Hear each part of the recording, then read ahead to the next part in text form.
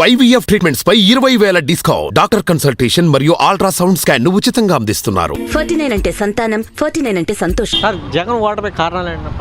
ఏది జగన్ వాటమికి కారణాలు ఏమి లేవమ్మా. పబ్లిసిటీ ఎక్కువైపోయింది. ఇప్పుడు బ్యాడ్ ప్రోపగండా ఎక్కువైపోయింది. అదొకటి. ఈ మేధావులు అనబడేవాళ్ళు ఇంటలెక్చువల్స్ అంటారు కదా, వీళ్ళందరూ ఏ రాజ్యసభ సీట్లు, ఉదాహరణకి జయప్రకాష్ నారాయణ అంటే నాకు చాలా ఇష్టం. ఆయన కూడా చాలా అసంబద్ధంగా మాట్లాడాడు. జయప్రకాష్ నారాయణ తెలుసు కదా. ఇంటలెక్చువల్స్ ఒకే వైపుకి వెళ్ళిపోయారు. మరి ఎందుకో మనం క్యాస్ట్ ఫీలింగ్లు తీయకూడదు అలా, పొరపాటు అది. కానీ ఎందుకో మరి అది ఆ కారణం నాకు కూడా తెలియదు సరిగ్గా.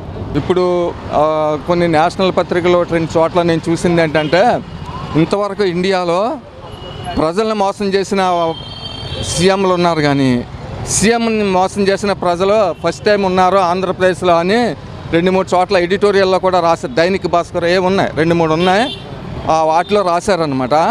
అంటే ఏంటంటే వీళ్ళకి ఏముందంటే, ఎప్పుడో జరిగింది కదా ఇది, అప్పుడు ఇవ్వలేదంటే ఇప్పుడు ఇస్తాడంటే, పవన్ కళ్యాణ్ కూడా ఉన్నాడు, ఇప్పిస్తాడేమో. పవన్ కళ్యాణ్ దగ్గర కోట్లు మూలుగుతుంది. ఎక్కడ మూలుగుతుంది? ఇవన్నీ లక్షల కోట్లతో పని, అర్థమైందా? అంచేత ఇవన్నీ జరిగే పనులు కాదని నేను అనుకుంటున్నా. This is my opinion, personal opinion ఇది నాది. జగన్ ఇచ్చిన హామీల కంటే ఎక్కువ ఇచ్చాడు కదా, అప్పుడు అందుట్లో మళ్ళీ నేను రాజధాని లేదు ఇప్పుడు కడతానని. అది ఏంటంటే జగన్ ఇచ్చిన దానికన్నా ఎక్కువ ఇస్తానన్నాడు. జగన్ ఎందుకు చెప్పలేదు? ఇప్పుడు మీ కొడుకులే ఉన్నారు, నువ్వు ఇంతవరకే తేగలను అంటావు, అవునా? ఇప్పుడు జగన్ కూడా ఇచ్చేయచ్చు కదా. ఎందుకంటే నేనే వస్తానంటే చెయ్యాలి, చెయ్యక్కర్లేదు లేకపోతే మాట తప్పొచ్చు అనుకుంటే చెయ్యొచ్చు. ఇప్పుడు మాట తప్పుతారని నేను అనట్లా. ఒకవేళ ఎక్కడన్నా తీసుకొచ్చి మోడీకి ఇప్పుడు ఉంది కాబట్టి, మోడీకి ఎలాగో కావాలి కాబట్టి, ఒకవేళ ఇన్ కేస్ వాళ్ళు కనుక ఏమన్నా చేయగలిగితే అసంపూర్తిగానే మిగులుతాయి, సంపూర్తిగా ఏమవ్వవు. ఆ ల్యాండ్ టైటిలింగ్ యాక్ట్ అవుతుంది కదా, బీజేపీ నీతి ఆయోగ్ తీసుకొచ్చింది. దాన్ని ఒకటి బాగా అన్పాపులర్ చేసి ప్రజల్లోకి తీసుకెళ్లారు, వ్యక్తిగతంగా తీసుకెళ్లారు. ఎలాగంటే పర్సనల్గా కొంతమందిని ఎవరో వస్తే, కొంతమంది నాకు కూడా వచ్చి ఒకళ్ళిద్దరు చెప్పారనమాట. వాళ్ళు ఎవరో నాకు తెలియదు.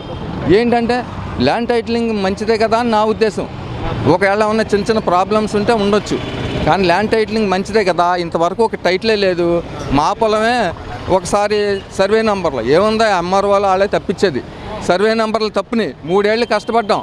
3 ఏళ్ళు కష్టపడ్డాక కూడా అప్పుడు మా మిస్సెస్ వాళ్ళ సిస్టర్కి వేరే ఉపాయాలు ఆలోచించి మళ్ళీ మాది మేము తెచ్చుకోగలిగాం. ఎందుకంటే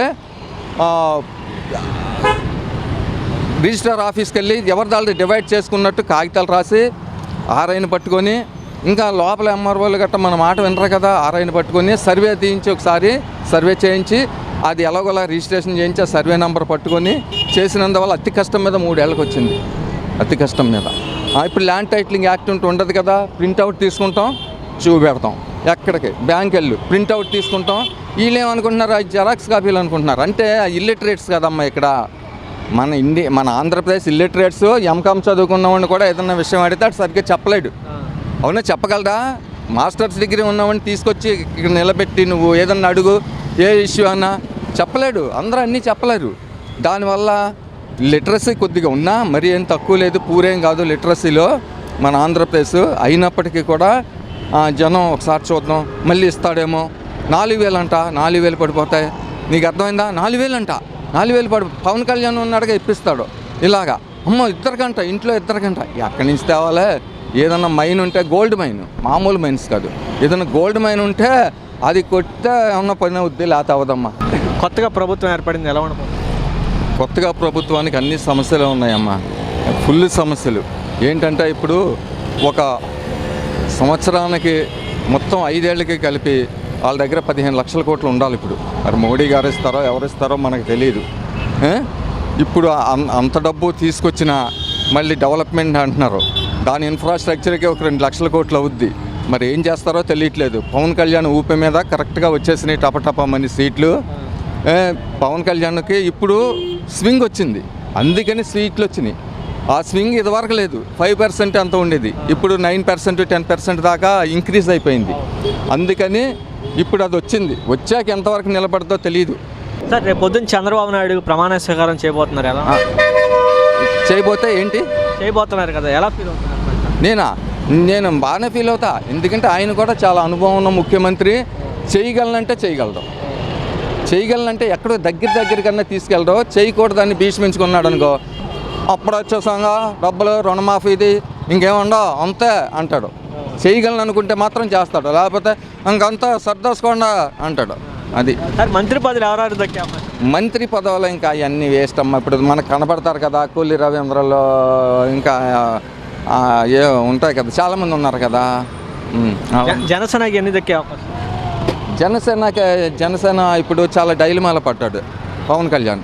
ఏ రకంగానే చెప్పనా, 16 సీట్లు వస్తాయి అనుకున్నాడు. నా ఎనలైజేషన్ 16 సీట్లు వస్తాయి, 80 లోపే వస్తాయి తెలుగుదేశానికి అనుకున్నాడు. తెలుగుదేశానికి 80 లోపు వస్తే ఈయన మీద ఆధారపడాలి, నాకు 15 వస్తాయి అట్లీస్ట్.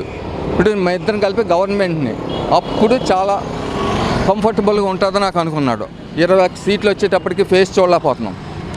ఇతనికేమో 133 134 సీట్లు వచ్చినాయి కదా. అసలు ఇతను పర్వాలేదు చంద్రబాబు, పవన్ కళ్యాణ్ మాత్రం ఫేస్ చూడలేకపోతున్నాం. తక్కువ వస్తే బాగుండని అతని ఇంటర్నల్ ఫీలింగ్ అనమాట. తక్కువ వస్తేనే బాగుండు అనుకున్నాడు. ఇప్పుడు ఎక్కువ వచ్చేసింది, ఎవరు చేసేది ఏం లేదు, మొత్తం అంతా మోనోఫాలి ఇంకా తెలుగుదేశమే. వీళ్ళకి ఏమి ఇచ్చినా ఇవ్వపని ఇస్తారో, ఏదన్నా కావాలంటే తీసుకో అలా ఉండటమే. ఒక సెక్రటరీని పడేస్తారు అక్కడ, అలా ఉండటమే, ఇంకేం ఉండదు. పవన్కి ఏ పదవి దక్కే అవకాశం? పవన్కి కావాలంటే డిప్యూటీ మినిస్టర్ దక్కుతుంది, డిప్యూటీ సీఎం దక్కుతుంది, కావాలనుకుంటే ఏదన్నా దక్కుతుంది, ఏది అడిగినా దక్కుద్ది. ఆ పలుకుబడి ఉంది. సార్ కూటమి గెలుపు కూటమి గెలుపు అంటే మొత్తానికి మోసంగా జరిగిపోయింది, ఏమంటారు? లేకుంటే మరి జగన్మోహన్ రెడ్డి ఇన్ని పథకాలు పెట్టినప్పుడు మరి ఆయన తప్పకుండా మరి గెలవాలి కదా. గెలవాలంటే ఏదో సంథింగ్ ఏదో జరిగిపోయింది. అది అంటే ఇప్పుడు గతంలో 157 వచ్చినప్పుడు అలా ఎందుకు అనుకోలేదన్న? 157 వచ్చినప్పుడు మరి 157 వాళ్ళకి వచ్చినాయి కదా, ఎవరికి వైసీపీకి వచ్చినాయి. తెలుగుదేశం ఎందుకు వచ్చినాయి? 23 వచ్చినాయి. మరి అట్టా కూడా అనుకోవాలి కదా. ఇప్పుడు ఆయనకి 23 అన్నా రావాలి కదా. మరి అది అంటే ప్రజల్లో వ్యతిరేకత ఉందని కొంతమంది. ఏం లేదు సార్, అదంతా ఒట్టి మాట. ఎందుకంటే మరి తిన్నవాడు ఎవడైనా సరే కృతజ్ఞతగా ఓటేస్తాడు కదా. అదంటే చంద్రబాబు నాయుడు కొన్ని పథకాలు చెప్పాడు కాబట్టి ఇంకా ఆయన మీద కొద్దిగా డిపెండ్ ఉండొచ్చు. సార్ కొత్త ప్రభుత్వం ఏర్పడింది, ప్రభుత్వం నుంచి ఎలాంటి ఆశిస్తున్నారు? కూటమి ప్రభుత్వం నుంచి ఏమో సార్, మనం మామూలుగా మనకు వచ్చేది ఏమి లేదు. రిటైర్డ్ ఎంప్లాయీ, మాకేం ఎలిజిబుల్ లేదు. మరి ఆయన చేస్తే ప్రజలు కూడా మెచ్చుకుంటారు. ఇప్పుడు ప్రజలు వచ్చే చంద్రబాబు నాయుడు వస్తే ప్రజలు చేస్తే ఆయన కూడా ఓకే అనుకుంటారు. చేయకపోతే ప్రజలు ఏమంటారు, మళ్ళా తిరగబడతారు. అది అంటే గతంలో చూస్తుంటారు చంద్రబాబు నాయుడు, నేను మారిన చంద్రబాబు నాయుడు చూపిస్తాను జనాన్ని. ఖచ్చితంగా మారుతాడు. ఎందుకంటే ఈసారి మంచి మెజార్టీ వచ్చింది కాబట్టి తప్పకుండా మారుతాడు. ఆయన పథకాలు కూడా అన్నీ చేయగలుగుతాడని నమ్మకం.